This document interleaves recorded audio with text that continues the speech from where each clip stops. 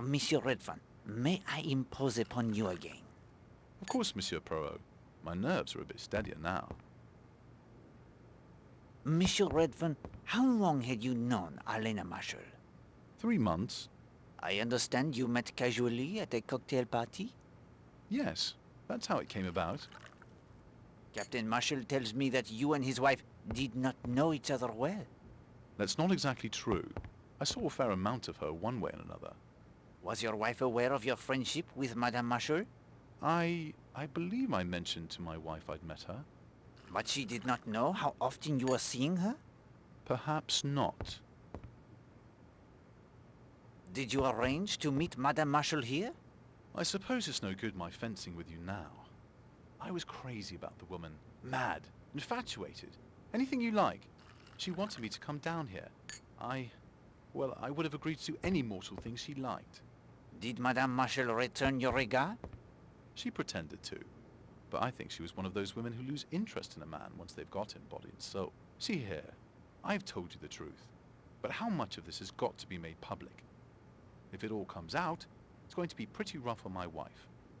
I know, I may sound like the worst kind of hypocrite, but the real truth is, I care deeply for my wife.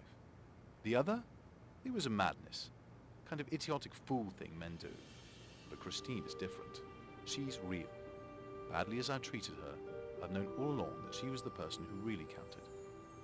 I wish I could make you believe that. But I do believe it, monsieur. Have no doubt that I do believe it.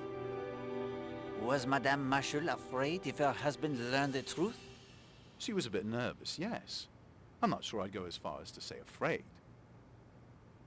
Was there talk of marriage between you and Madame Marshall? No, never.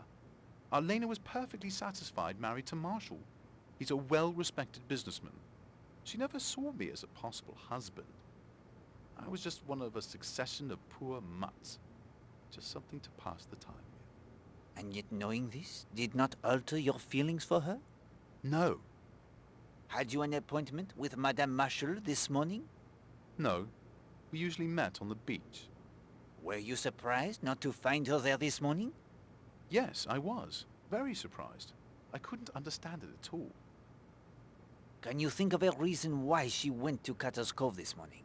I haven't the faintest idea. It wasn't like Elena. Do you know of anyone in London who might have the grudge against her? Honestly, I can't think of anyone. Do you know anyone with the initials J.N.? J.N.? You mean Jimmy Nash? Tell me about him. Well, Jimmy was just one of the crowd. A photographer. Took a splendid picture of Christine and me, as a matter of fact. But now that I think of it, I did hear he and Elena were an item at one time.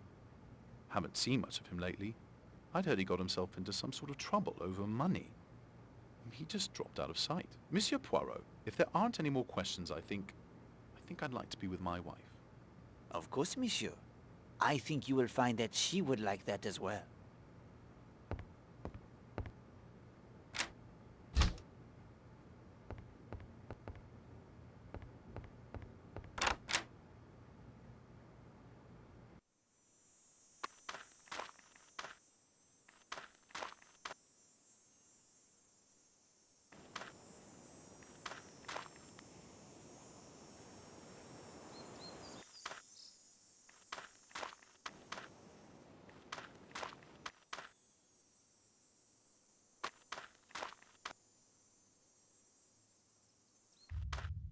This is a useful point to measure the time it takes to reach Cutter's Cove, the spot that will be the scene of the murder.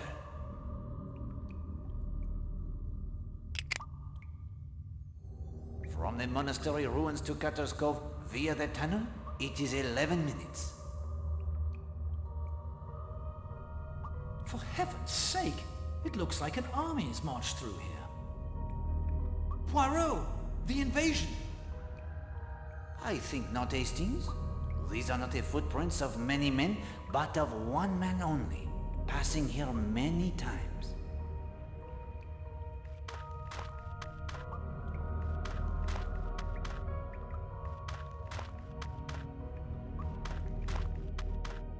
This is a useful point to measure the time it takes to reach Cutter's Cove, the spot that will be the scene of the murder.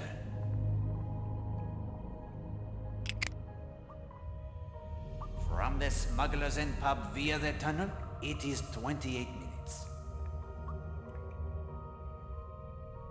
And that, my friend, should be the last timing we need to determine how much time would be needed for any of our suspects to reach Cutter's Cove. Of course, they must also make their way from the scene of the crime as well.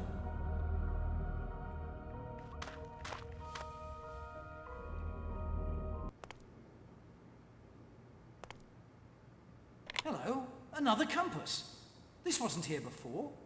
And it's smashed. No good at all anymore. A stroke of luck, that. It will make things easier in the end.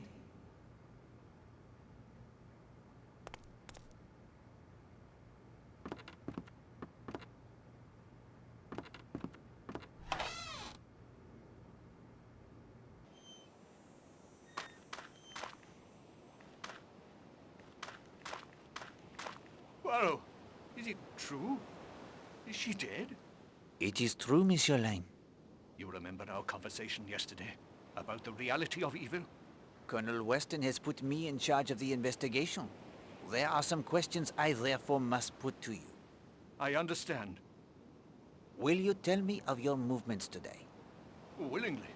Well, thanks to you, I spent a delightful day hiking over to St. Patrick in the Coombe. Started off round 8. The church is about 7 miles from here. A very pleasant walk up and down the Devon hills and valleys. I ate those sandwiches in a spinney. I visited the church. Oh, it has some fragments, only fragments, alas, of early glass. Also, a very interesting painted screen. Did you see anyone? The vicar or the verger? No, there was no one about, and I was the only visitor. It's a very remote spot. Is there anything you heard or saw that can help us? All I can tell you is this, that I knew, as soon as I saw her, that Arlena Marshall was a focus of evil. She was evil. Since Eve, woman has been man's downfall. She can drag him down to the level of the beast. Arlena Marshall was a woman such as Jezebel and Aholibah. Now she has been struck down in her wickedness. No, not struck down. Strangled. Strangled, Monsieur Lane, by a pair of all too human hands. Monsieur Lane, why were you forced to leave your church in Brixham? I told you. I became ill. Press him, Hastings. Now! Did either Millie Parsons or Alice Corrigan belong to your church? No, but I knew what they were. A man named Gideon Fell. An innocent schoolteacher hounded by police. He was a member of my flock. Did you preach of Jezebel and Aholibah when Millie Parsons and Alice Corrigan were murdered? The truth must be told. God's vengeance must be proclaimed. Were you fired because of your beliefs? I am not the first to be martyred for the truth. I think that I have nothing more to say to you. As you like. Well done, Hastings. I think that if Monsieur Lane wishes to see the true nature of evil, he need only gaze into his own mirror.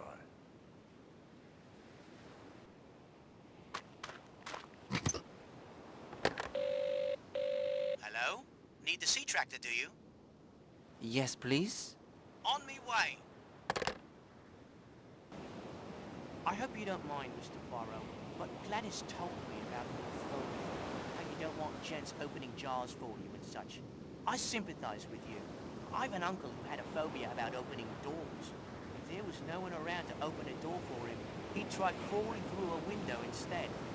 Then he got stuck in a window once and wouldn't go near them either. He lives in a tent outside Swansea now. Bitter cold some nights, but he seems happy at last.